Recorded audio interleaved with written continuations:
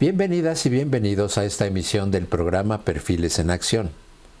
En esta ocasión tenemos como invitados al maestro Eugenio Barba, director del Odin Teatret de Dinamarca, y a Julia Barley, actriz del Odin Teatret. Este programa está dedicado precisamente a hablar acerca del 60 aniversario de esta agrupación que tendrá lugar el año 2024 y que iniciará justamente sus celebraciones mundiales aquí en la Ciudad de México. Así que, en un momento, iniciamos.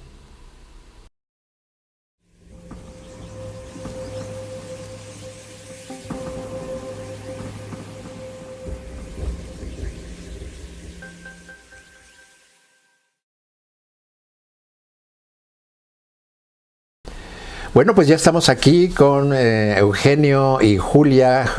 Pues muchas gracias por estar aquí.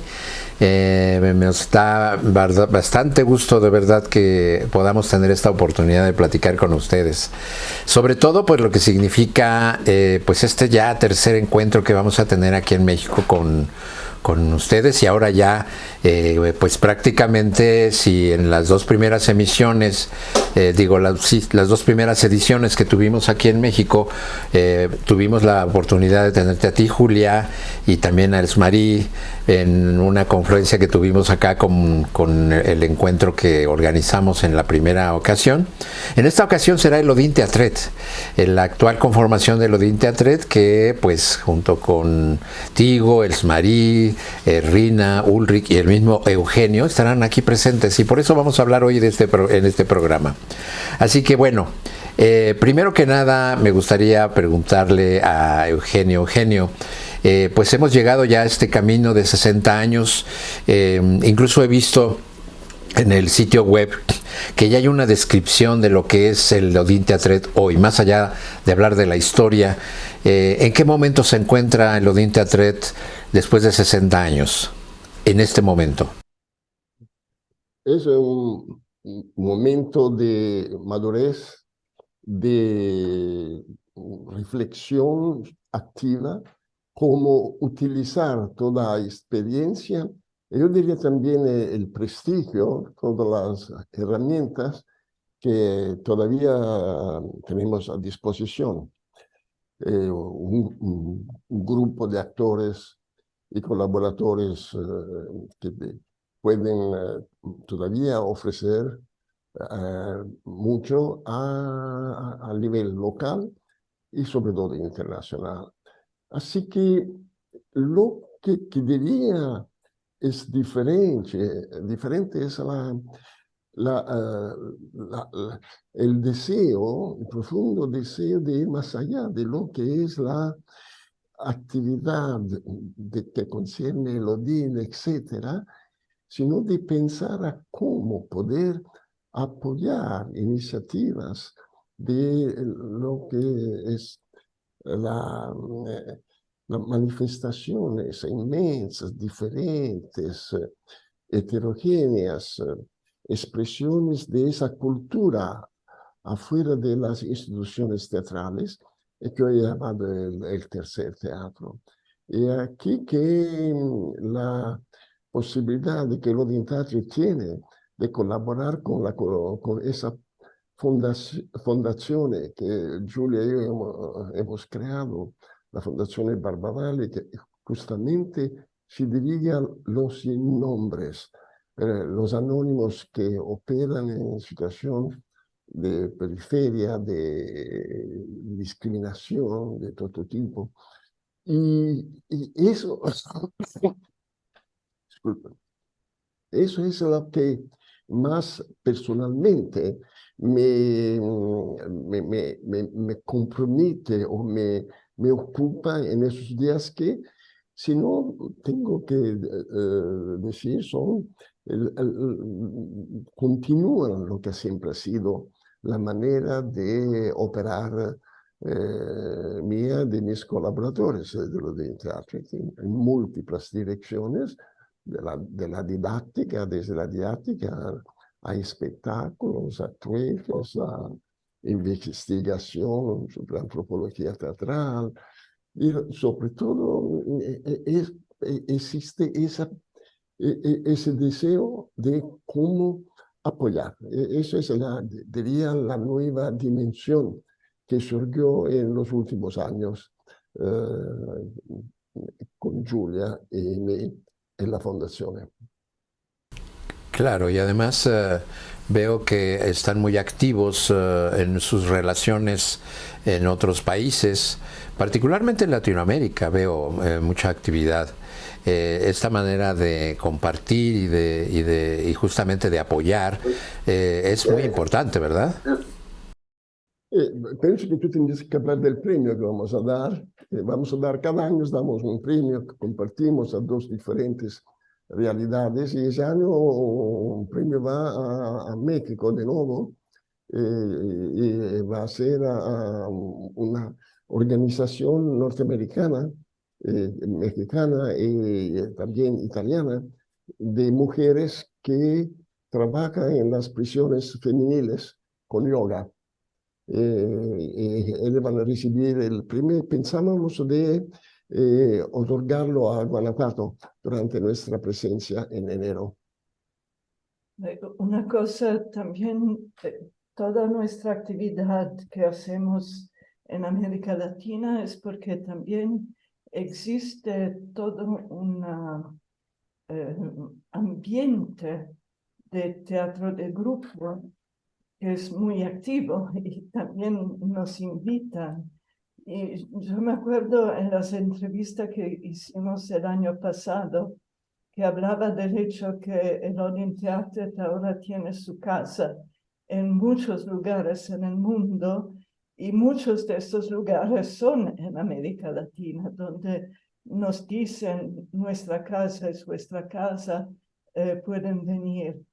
Y sí, es verdad, hemos viajado, agosto, por ejemplo, estuvimos en Colombia, en Bogotá, organizados por Sofía Monsalve, el Teatro de la Memoria, su grupo, y era muy interesante ver cuánto era vivo el ambiente de teatro de grupo y también el interés para la antropología teatral, que en muchas universidades, escuelas se enseña, y para nosotros es siempre una curiosidad tratar de comprender qué están enseñando y cuánto saben de los orígenes de la antropología teatral. Y después ahora estuvimos en Argentina, donde el CATA, el Centro de Antropología Teatral de Argentina, organizó una residencia y después volvimos a Brasil, a Brasilia, donde ya hace 16 años que hacemos una residencia pedagógica donde vienen personas de América Latina, pero también de Europa, vienen para hacer estas residencias, que es algo que en Europa no tenemos tanta oportunidad. Hemos trabajado últimamente mucho en Italia también, en parte por organizar lo que llamamos el archivo viviente Islas Flotantes, porque hemos creado en la región de Puglia, que es en el sur de Italia, en Lecce, en la biblioteca Bernardini, un archivo que llamamos Vivente, porque de una parte recoge los documentos, los objetos, las escenografías, tanto de Eugenio como del Odeon Theater, pero hay también una sala que está totalmente dedicada al tercer teatro y donde, por ejemplo, ahora que abrimos fue en octubre, presentamos también el Teatro La Candelaria de Colombia con todas las informaciones alrededor de este grupo. tan histórico para América Latina.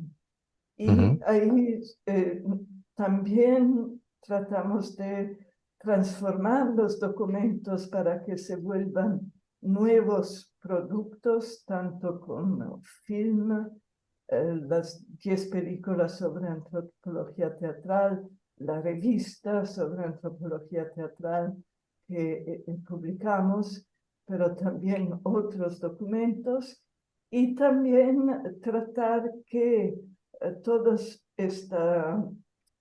este pasado pueda convertirse en una nueva experiencia artística para las personas que visitan, que vienen, y cómo podemos crear algo nuevo ahí.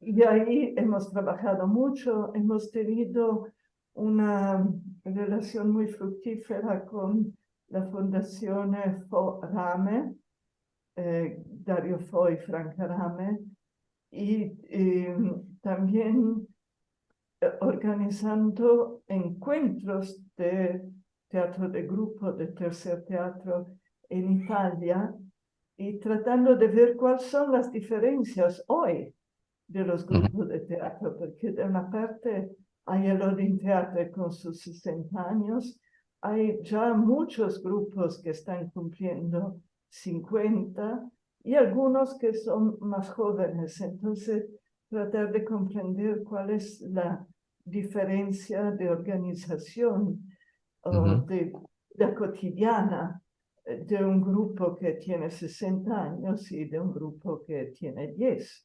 Hay diferencia. Y una de Pues, las cosas que hemos notado es que los jóvenes nos dicen, estamos en muchos grupos.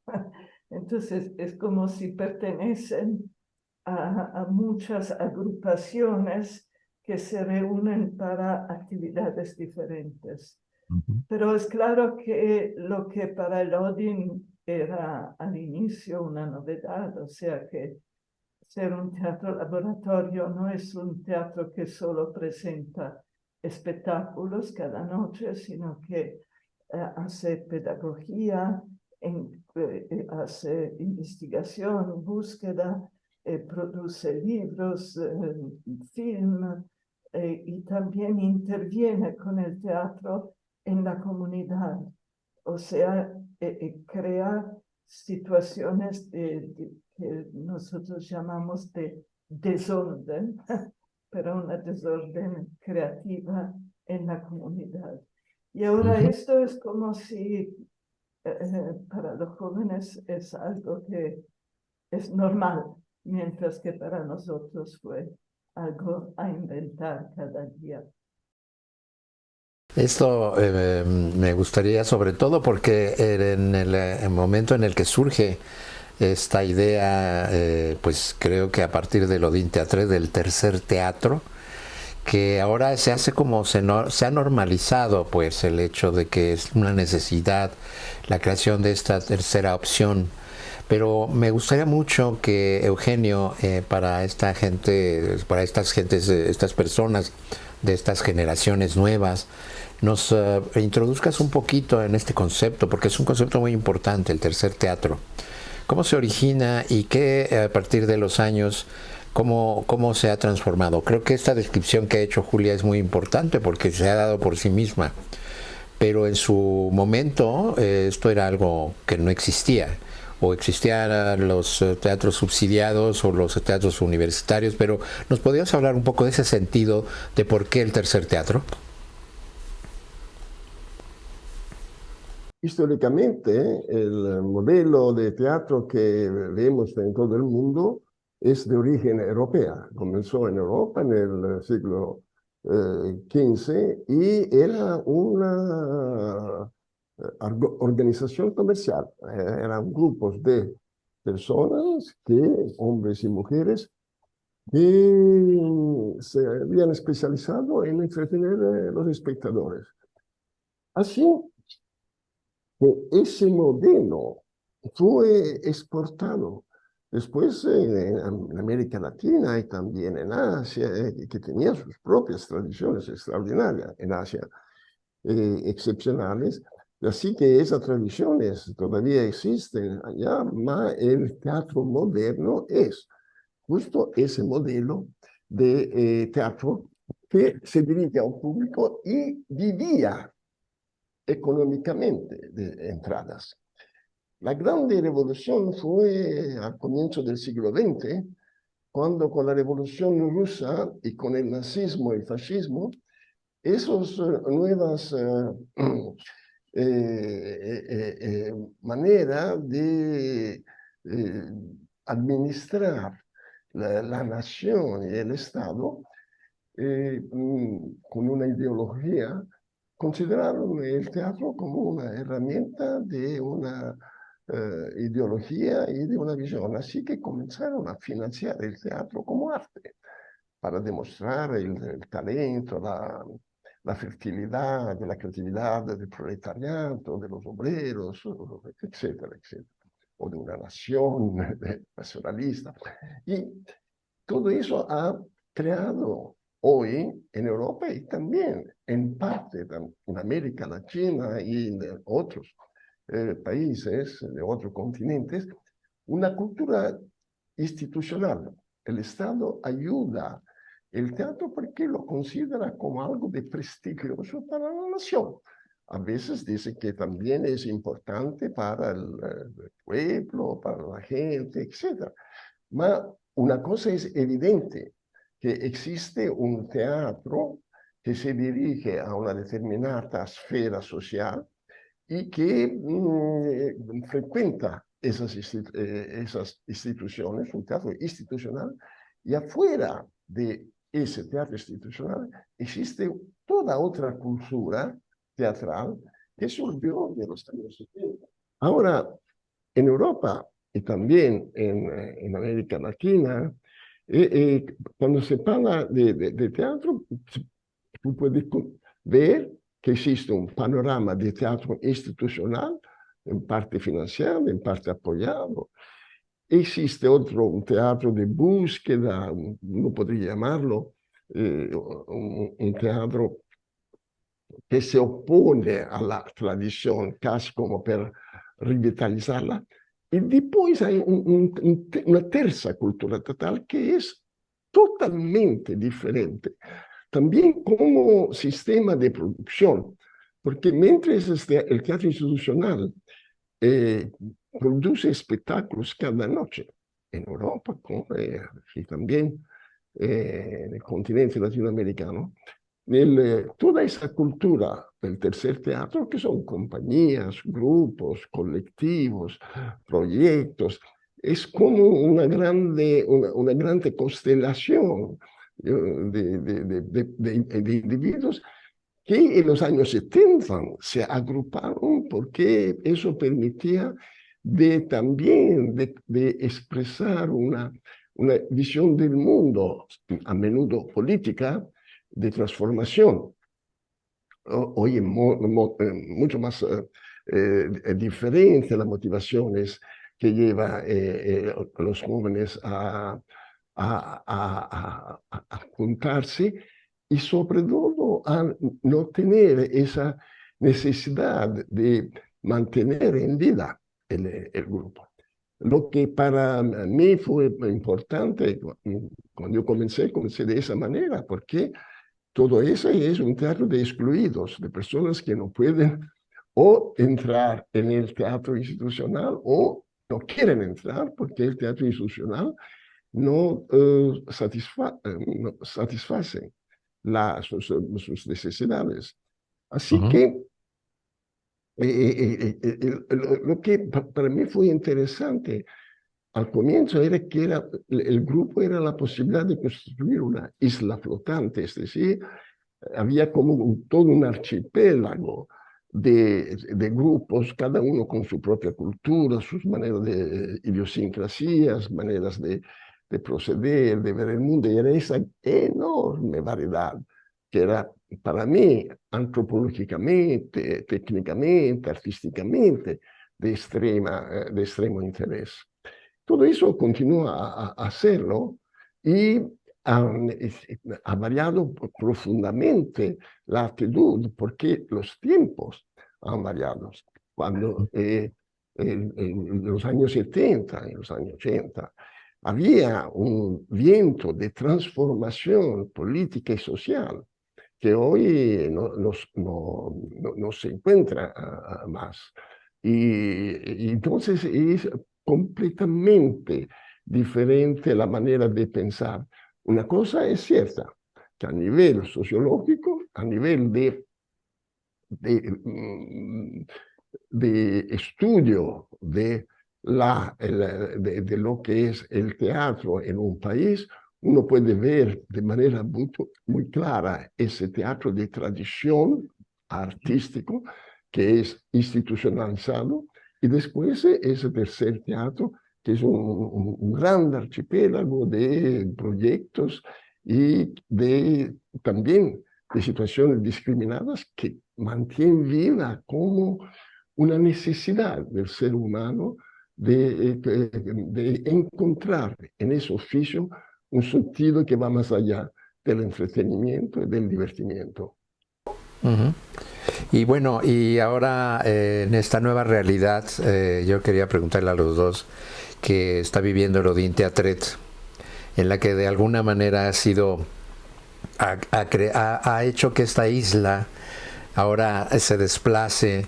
Ya no hay, como lo vimos en la anterior reunión que tuvimos justamente en enero, cuando pues reciente estaba esta situación de que actualmente ya el Odin Teatret ya no está ligado a esta institución que fue en una necesidad en su inicio, que es el Nordics Theatre Laboratorium.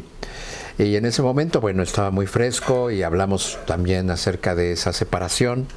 Y en este momento, por lo que veo, pues eso más que haber creado una crisis, que lo fue, no lo dudo, más bien impulsó la fuerza con la que esta isla flotante se ha encaminado, y ahora en este momento en el que además, siendo una de las compañías teatrales más longevas, con tantos años, no solamente de actividad, sino que también pues los años pasan, ¿no? Y los vemos muy activos. ¿Cómo es ese momento para ustedes ahora, aquí? Y que además nos va a permitir que esta isla se acerque a nosotros, a estas otras islas que están aquí en México.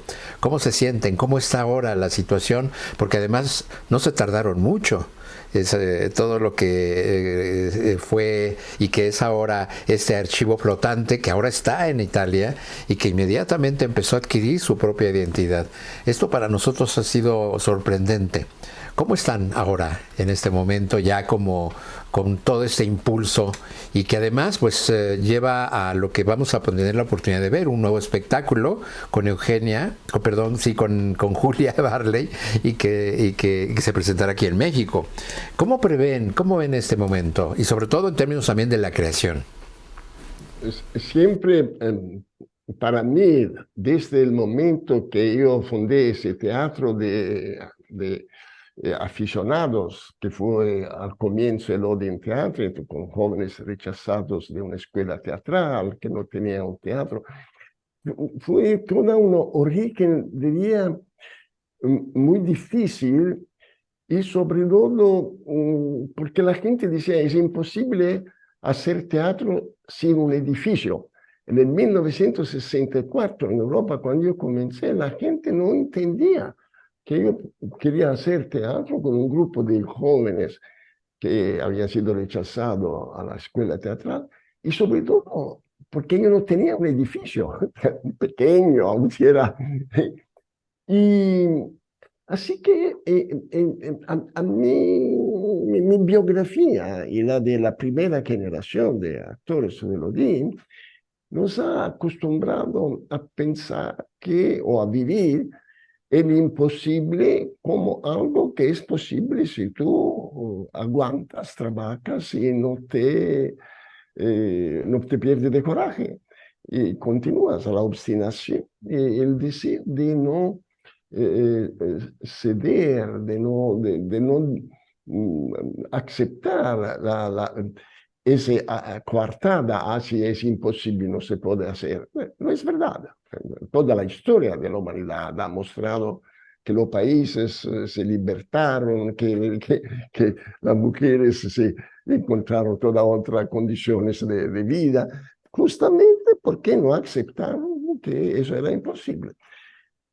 Así que cuando surgió la situación muy extraña, porque la situación de Odin es que cuando el nuevo director llega, él simplemente transforma el Odin en un teatro institucional, con un conjunto, todos son juntos, toda la grande diversidad que caracterizaba el Odin Theatre en cuanto a teatro laboratorio, era que cada uno de los actores tenía su propia compañía, sus propios proyectos, y había otros grupos presentes en ese.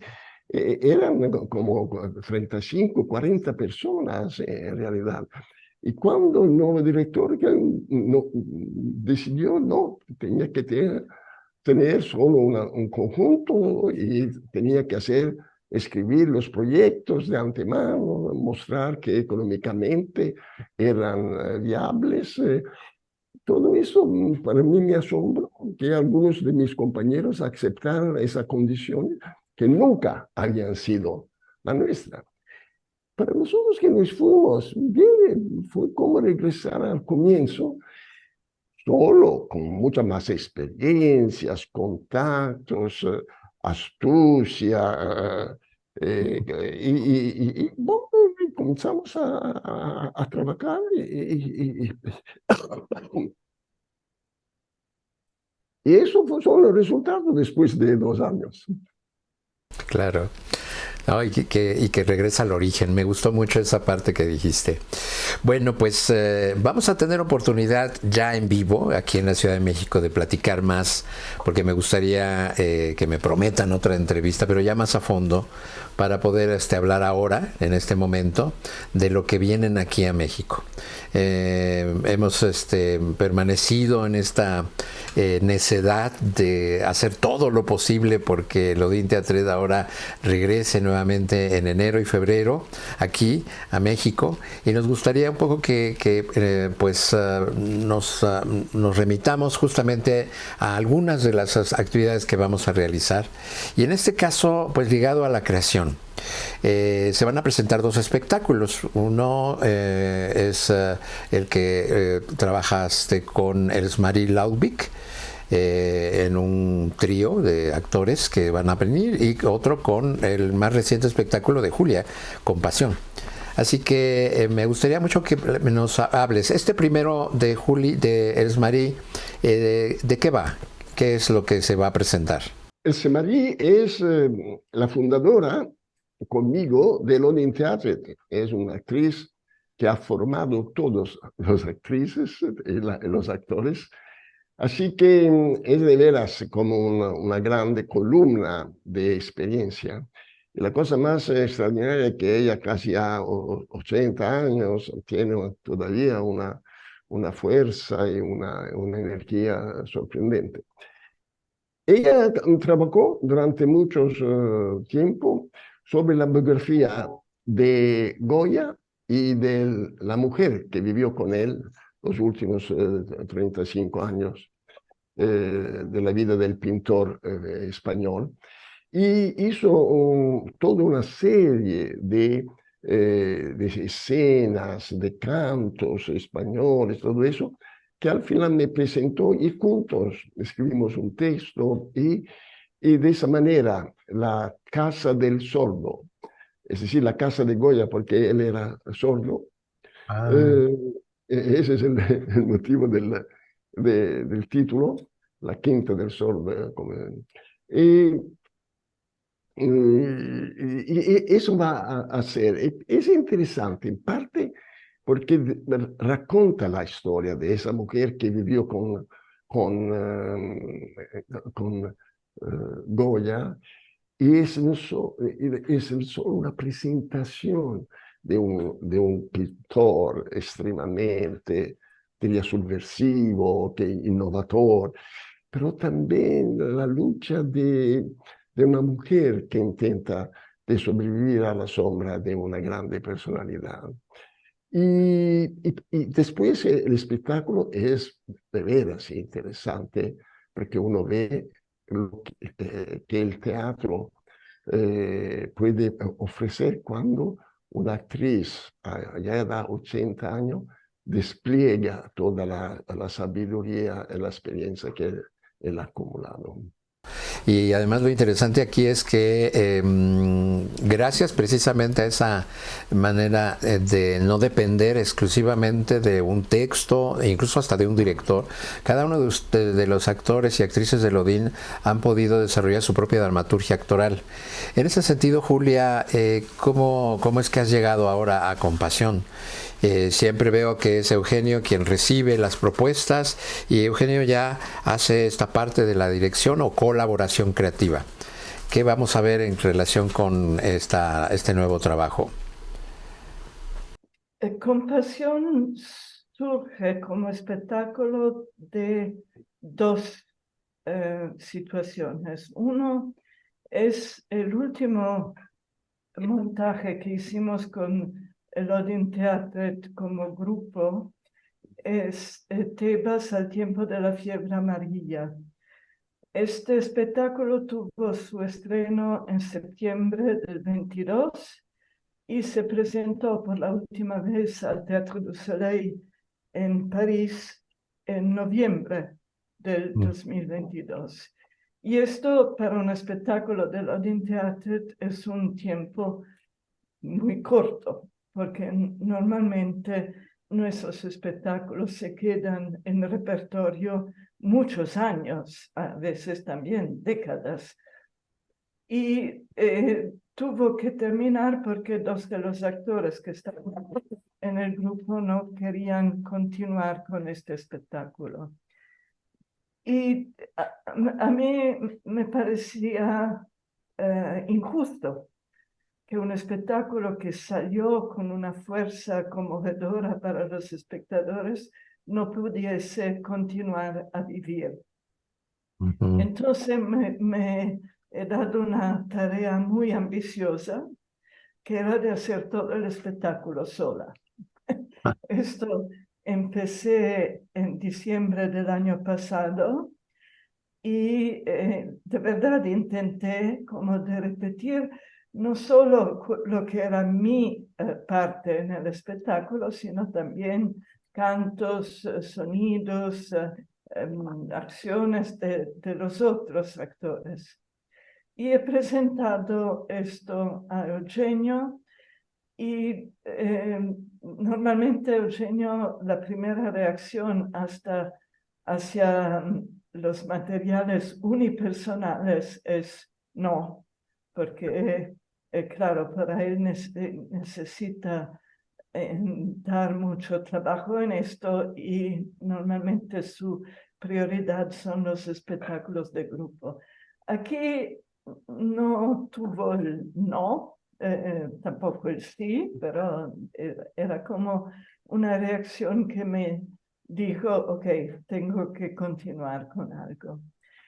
El otro punto de salida fue que en septiembre del 22 yo presenté la demostración de trabajo que se llama La Alfombra Voladora, donde presento textos que he dicho en los espectáculos del Odin Theatret desde el 76. Y cuando menciono el último espectáculo que presento en esa demostración, que es El sueño de Andersen, y digo la fecha del estreno, era el 2004. Y de pronto, durante la demostración, en mí pienso, pero ¿qué ha pasado con mis últimos 20 años de trabajo? Es como si han desaparecido, porque no están en las demostraciones, que son como un depósito de memoria de todo lo que se ha hecho. Y entonces, y fue exactamente en México que empecé en la semana así dicha libre que tomé después de la estadía en el distrito, y empecé a trabajar para recordarme los dos personajes que tenía en dos montajes del grupo, que es El árbol y La vida crónica. El árbol en particular es un espectáculo que, por ejemplo, nunca ha sido presentado en América Latina, aunque me había gustado mucho. Y entonces trabajé sobre los materiales de estos dos espectáculos y empecé a juntar el material también con mi ambición de hacer todo Tebas. Y ahí al inicio era una cuestión más de transformar lo que en los espectáculos de grupo es un espacio que llamamos el espacio río, o sea, con los espectadores en los dos lados, hace un espectáculo frontal, porque cuando presento un unipersonal normalmente es un espectáculo frontal. Y después, presentándolo a Eugenio, como de encontrar una unidad y eso voy a dejar a Eugenio de hablar, que la unidad vino en realidad alrededor del título, que es compasión. Cómo surge este título de todo el material que he presentado, que hemos juntado, trabajado en este año. Lo que para mí es sorprendente es ver cómo ese espectáculo surgió muy veloz, como algo mágico, que claro, depende también del hecho que tiene raíces profundas en espectáculos que se han presentado muchas veces y que están totalmente incorporados en mi cuerpo de actriz. Entonces, de una parte una memoria vieja y de la otra una memoria absolutamente veloz y corta de este año. Pero dejo a Eugenio hablar de compasión como título y cómo esto ha dado una dramaturgia general a los tres personajes que están ahí.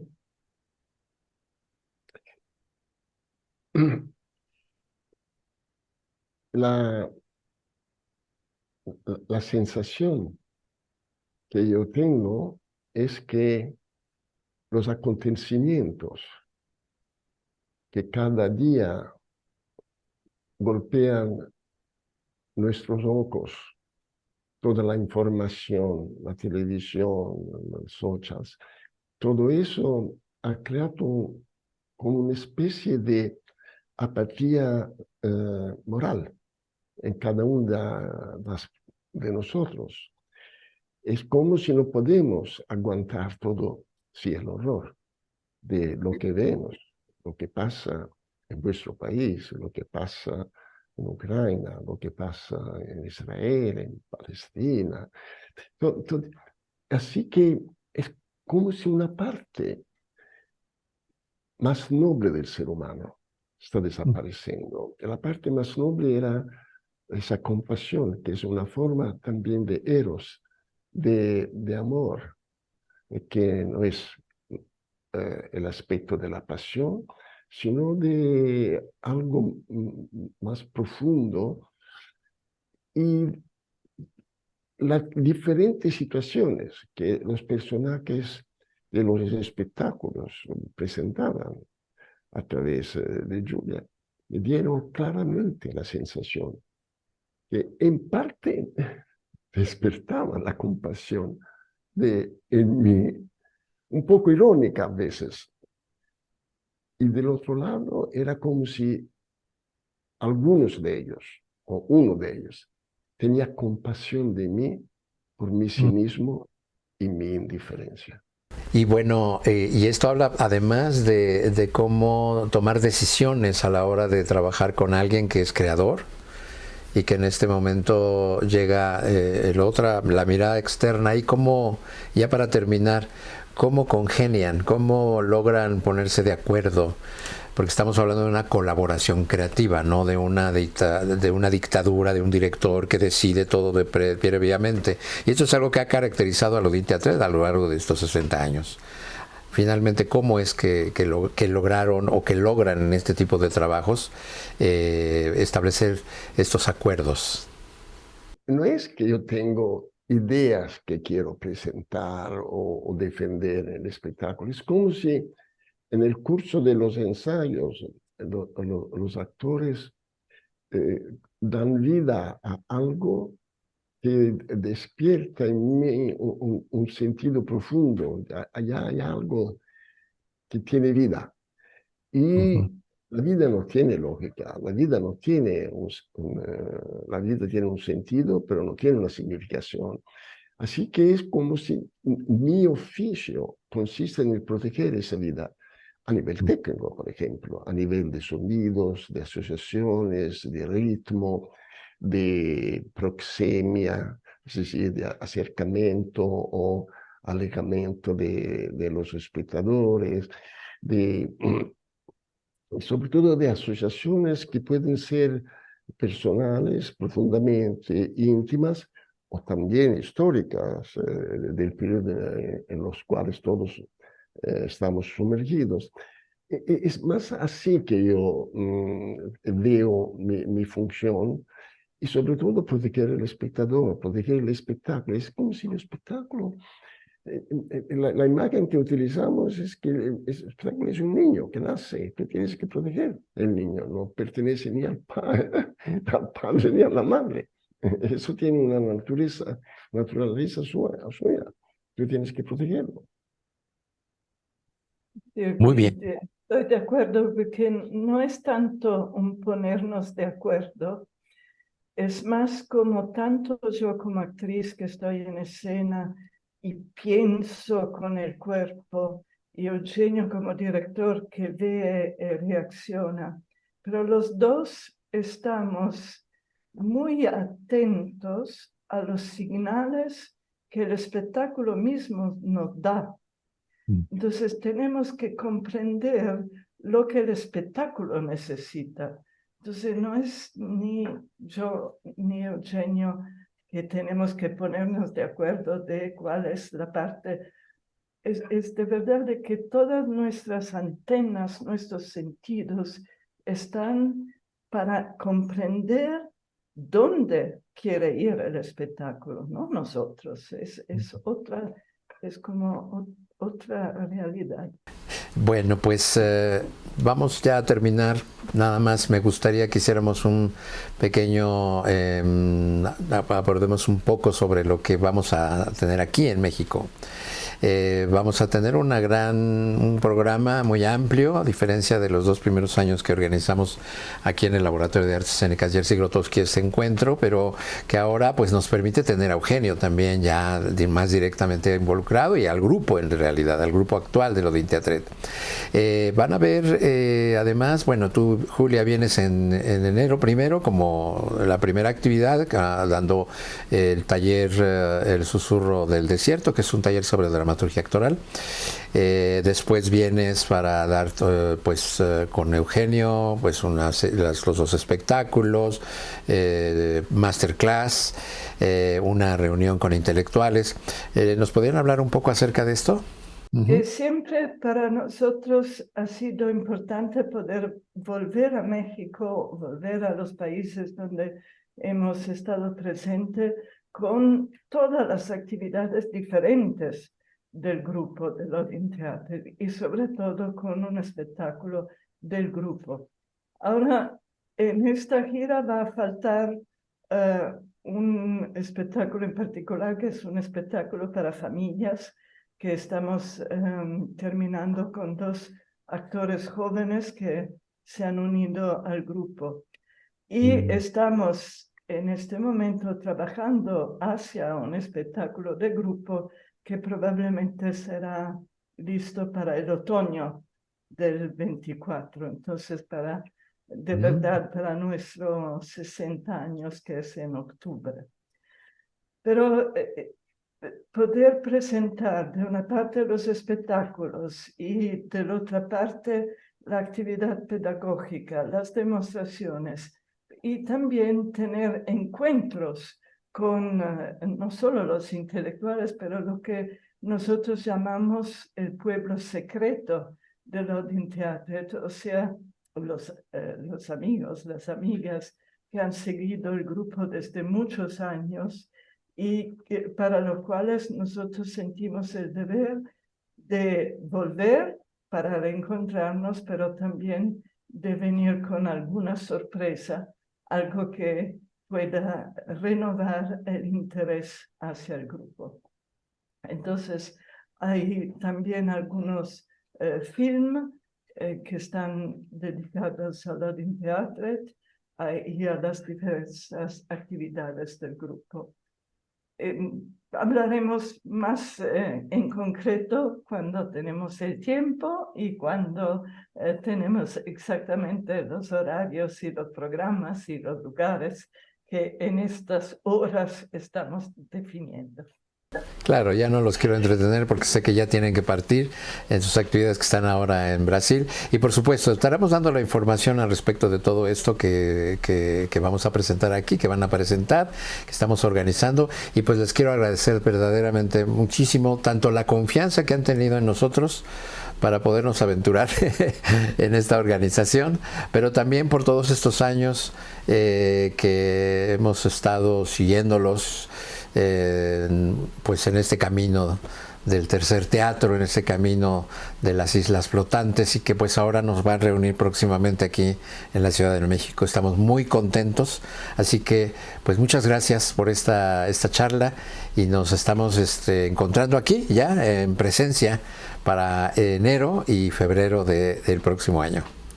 Jaime, déjame decirte que yo soy profundamente grato a ti y a tus colaboradores y a tu organización, porque ustedes comienzan ese 60 años, ese aniversario, en un país que para mí fue el primer a publicar Las Islas Flotantes, el libro que me ha inspirado y que ha sido casi como una especie de referencia en todo mi camino, en encuentros. Así que gracias, y soy profundamente feliz de encontrarte y encontrar todos tus colaboradores y todos los que han realizado toda esa extraordinaria programación para celebrar nuestro aniversario. Con todo cariño y por supuesto agradecimiento mutuo. Muchísimas gracias y pues bueno, aquí nos estaremos viendo en México. Muchas gracias.